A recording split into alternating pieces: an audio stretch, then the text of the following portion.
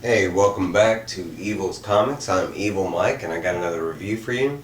This is DC Comics Task Force Z issue 1 out of a 12 issue series. The Who's What's Wins. We got the writer is Matthew Rosenberg. The art is done by Eddy Barrows and let's go with Eber Ferreira or Eber Ferreira. Um, Colors is Adriano Lucas and letters by Rob Leigh.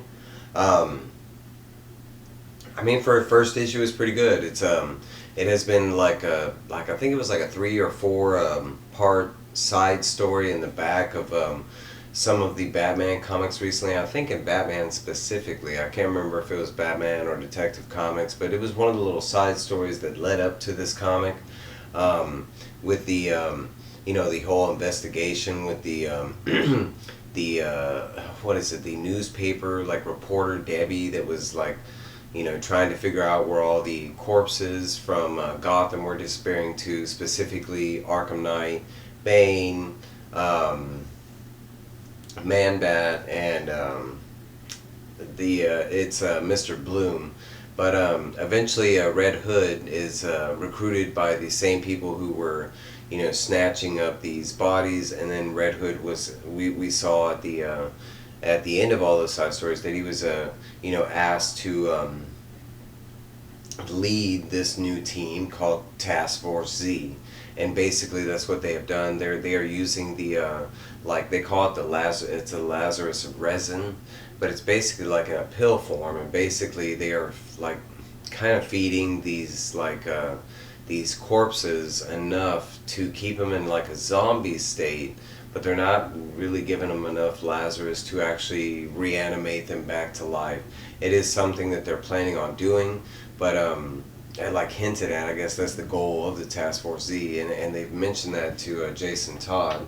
But basically, the issue starts out, and they are tracking down the crazy Quilt, who is like a C-lister villain. He kind of reminds me of the Polka Dot Man. Looks a lot like him, but it actually starts out a brutal, like kind of fight in the beginning with Man-Bat trying to attack him. He eventually gets hurt by the crazy Quilt, and eventually you see like Bane and Arkham Knight kind of get into it, where like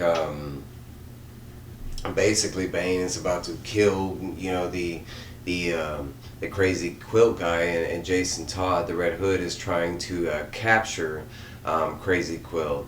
They do end up capturing him, but they have to like kind of like flash feed the zombie guys some of those resin treats to keep them preoccupied, because they need that to keep living. They do capture the guy. They take him back to this I forget what it's called. It's called the Project Harplerin HQ, but it's AKA the Chop Shop, and that's where we meet. I think her name is Crispin, and she is kind of like the main protagonist behind who's running Task Force Z. And it's just kind of like the setup on what they're doing and stuff like that, and the problem that Jason Todd is running in with the group, about it being like, he's trying to run a bunch of zombies that are literally like trying to eat people and stuff like that, or eat each other. Literally, he kind of had to use Bane to keep Man-Bat and Arkham Knight from eating the Quilt guy. So, he's having this conversation with her as they're walking through, but eventually they get to the Quilt C-lister villain, and they have him interrogation, and they're trying to get information out of him about something. They don't really go into what, but they do end up using, Crispin ends up using like a different method where they bring in Arkham Knight in zombie mode, and they kind of just release him in the chamber with him, and eventually it gets to the point where it looks like Arkham Knight's going to eat him, and he's like, I'll tell you everything, and they kind of have it locked on chains and stuff like that, and they kind of wheel her back. And Red Hood is not all on board with her tactics and stuff like that, but they did supposedly get the information they need, which leads them to the next part. It leads them to like a warehouse type of location, which they are supposed to go in there without killing and without eating anybody, but they are supposed to recover something. It's a lot like a Suicide Squad situation, But they basically infiltrate the place, and they find out it's led by Mr. Freeze, and he instantly starts attacking the people that are breaking into his warehouse or whatever, and they quickly find out that for some reason he has that same resin stuff, the Lazarus resin, that their company has been using, and they find it kind of odd. We also kind of find out that Mr. Bloom is not dead, and he finds it kind of weird that they have him on the team. In the present scenario with Mr. Freeze, and the whole inside is like this ice fortress, but he doesn't understand why he's on this specific mission, because his powers don't really work with the cold kind of thing. He does end up disappearing through the whole end of the fight or whatever, but right off the bat, like Man-Bat and Bane are pretty much killed. They're frozen, and Man-Bat has his head decapitated, and Bane eventually kind of explodes, and you see his head kind of fly off. Arkham Knight and Red Hood are the only two left battling Mr. Freeze, and Red Hood eventually does take out Mr. Freeze, Arkham Knight taking out most of the henchmen.